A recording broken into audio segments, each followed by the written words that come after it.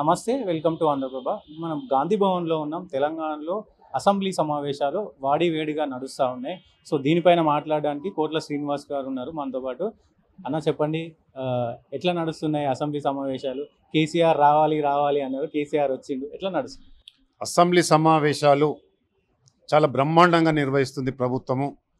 గౌరవ ముఖ్యమంత్రి రేవంత్ రెడ్డి గారు, అదేవిధంగా స్పీకర్ గారు ఈ రాష్ట్రంలో ఉన్న సమస్యల పట్ల, ఈ రాష్ట్రంలో ఉన్న నిరుద్యోగ సమస్యల పట్ల, ఈ రాష్ట్రంలో జరుగుతున్న ప్రతి అభివృద్ధిని పవర్ పాయింట్ ప్రజెంటేషన్ ద్వారా శాసనసభకు సమర్పించడానికి, అదేవిధంగా ఈ 4 కోట్ల మంది ప్రజల కష్టాలను తీర్చే దశగా ఇలా శాసనసభ నడుస్తుంది. అయితే మీరు అడిగినట్టుగా ఇలా ప్రతిపక్ష నాయుడు ఖచ్చితంగా రావాలి. అధికార పక్షానికి ఎంత మరి బాధ్యత ఉందో ప్రతిపక్ష నాయకుని కూడా అంతే బాధ్యత అని చెప్పడంలో ఎలాంటి అతిశక్తి లేదు. కేవలం బడ్జెట్ సమావేశాల్లో గవర్నర్ ప్రసంగానికి రావడం కాదు, రోజు వచ్చి శాసనసభ జరుగుతున్నన్ని రోజులు కూడా చర్చల్లో పాల్గొనాలి. ఎందుకంటే తెలంగాణ ఇచ్చే నాటికి ఏ నీళ్ల కోసము, నిధుల కోసము, నియమాల కోసం ఏర్పడ్డ తెలంగాణలో శ్రీమతి సోనియా గాంధీ గారు ఆ రోజు 16,000 కోట్ల ధనిక రాష్ట్రంగా ఇస్తే, ఈ గత ప్రభుత్వంలో కేసీఆర్ గారి పాలనలో 7 లక్షల కోట్ల అప్పు ఏ విధంగా అయింది, దానికి సమాధానం చెప్పవలసిన సమయం ఆసన్నమైంది. కనుకనే గౌరవ ముఖ్యమంత్రి గారు కోరుతా ఉన్నారు, ప్రతిపక్ష నాయకుడు ఖచ్చితంగా శాసనసభకు వచ్చి ఈ యొక్క అప్పుల రాష్ట్రంగా తీర్చిదిద్దడం గల కారణం ఏమిటిది? ఎందుకంటే 16,000 కోట్ల ధనిక రాష్ట్రంగా ఉన్నాని 7 లక్షల కోట్ల అప్పుగా చేసిన ఏం పని చేసిర్రు?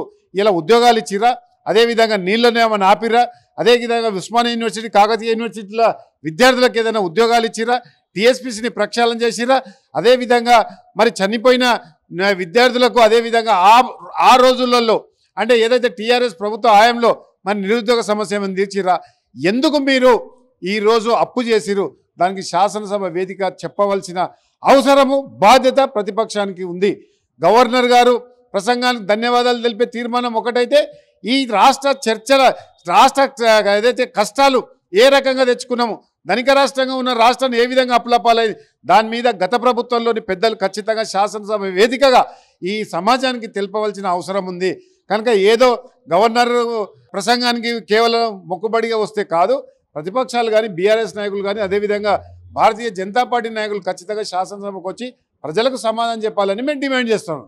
నిన్న జరిగినటువంటి గవర్నర్ ప్రసంగంలో గవర్నర్ గారు 36 నిమిషాలు మాట్లాడితే 360 అబద్ధాలు మాట్లాడిపించారు కాంగ్రెస్ పార్టీ అనేది బీఆర్ఎస్ వాళ్ళు, బీజేపీలు విమర్శిస్తూ ఉన్నారు. ఎక్కడ కూడా గవర్నర్ గారి ప్రసంగం ఎక్కడ కూడా తప్పు పట్టడానికి మనము భూతద్దం పెట్టినా తప్పు దొరకదు. తప్పుల తడక అని అంటారు కదా, తప్పుల తడక కానే కాదు. అందుకని మీరు అసెంబ్లీకి రాండి, చర్చించండి.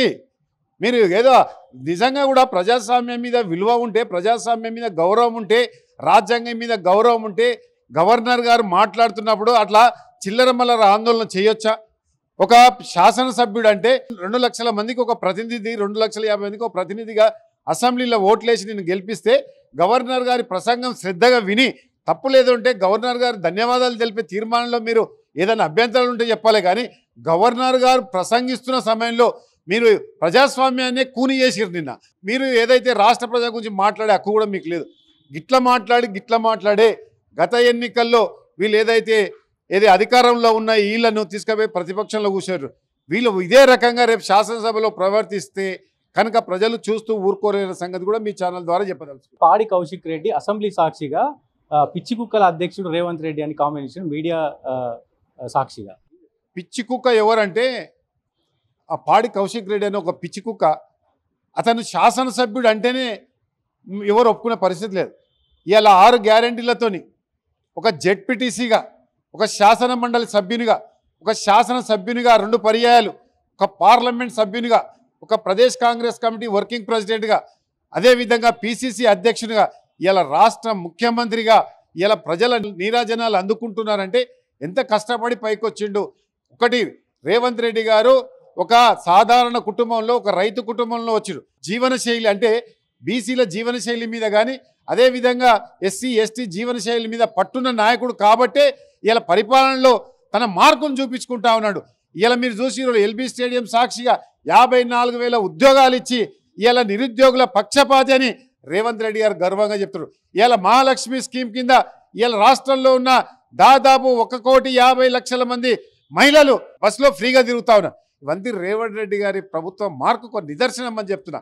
యొక్క పాడి కౌశిక్ ఎక్కడ, శిఖరమైన మా రేవంత్ రెడ్డి ఎక్కడ అని పాడి కౌశిక్ రెడ్డి ఇదే ఆఖరి ఎన్నికలు, రాబోయే రోజుల్లో ఆయన శాసనసభలో కూడా అడుగు పెట్టాడు. ఈరోజు బీజేపీ రాజా సింగ్ కామెంట్ చేసిరు, తెలంగాణ రాష్ట్రంలో ప్రజలు సంతోషంగా ఉండాలన్నా, హిందువులు సంతోషంగా ఉండాలన్నా బీజేపీ పార్టీ అధికారంలోకి రావాలని కామెంట్ చేశారు. ఏం చెప్తారు? మన దేశం కానీ మన రాష్ట్రం కానీ లౌకిక శక్తులకు పునాది వేసేది. మతోన్మాద శక్తులకు ఈ రాష్ట్రంలో కానీ దేశంలోనే స్థానం ఉండదు. ఇక్కడ హిందూ ముస్లిం బాయ్ బాయ్, సిక్ ఇసాయి బాయ్ బాయ్, ఇది అన్ని మతాలకు అన్ని కులాలకు నిలయమైన ఈ భాగ్యనగరం కానీ అదేవిధంగా తెలంగాణ గడ్డ కానీ ఏ కులానికి కూడా వ్యతిరేకంగా అన్ని కులాలు అన్ని మతాలను సమానంగా తీసుకుపోయేదే కాంగ్రెస్ పార్టీ, గాంధీ కుటుంబం. అదేవిధంగా గౌరవ ముఖ్యమంత్రి రేవంత్ రెడ్డి గారు ఈరోజు కూడా హిందూ ముస్లిం బాయ్ బాయ్, అదేవిధంగా సిక్ ఇసాయి కూడా బాయ్ బాయ్ అని ముందుకు తీసుకుపోతున్నారు. హిందూ ముస్లిం అని కాదు, లౌకిక శక్తుల పునరేకీకరణలో భాగంగా మేము కష్టపడతా ఉన్నాం. కానీ ఒక మతోన్మాద శక్తులను, ఒక భాగ్యలక్ష్మి గుడిని అడ్డం పెట్టుకొని రాజకీయాలు చేసే ఈ దుష్ట శక్తులను ఖచ్చితంగా ఈ తెలంగాణ పొలిమేరలు దాటేదాకా రేపు రాబోయే రోజుల్లో తరుముతరన్న సంగతి కూడా ఈ సందర్భంగా మనం చేస్తాం. విజయశాంతి గారికి ఎమ్మెల్సీ ఇవ్వడంపై మీ కాంగ్రెస్ పార్టీలోనే అసంతృప్తి ఉంది, చాలా మంది సీనియర్ లీడర్స్ ఉన్నారు, లేడీస్ కూడా ఉన్నారు దాంట్లో, సో అని విమర్శలు వస్తున్నాయి. ఏం చెప్తారు? ఇప్పుడు విజయశాంతి గారి నియామకము ఏఐసిసి పెద్దలు గౌరవ ముఖ్యమంత్రి రేవంత్ రెడ్డి గారు తీసుకున్న నిర్ణయం.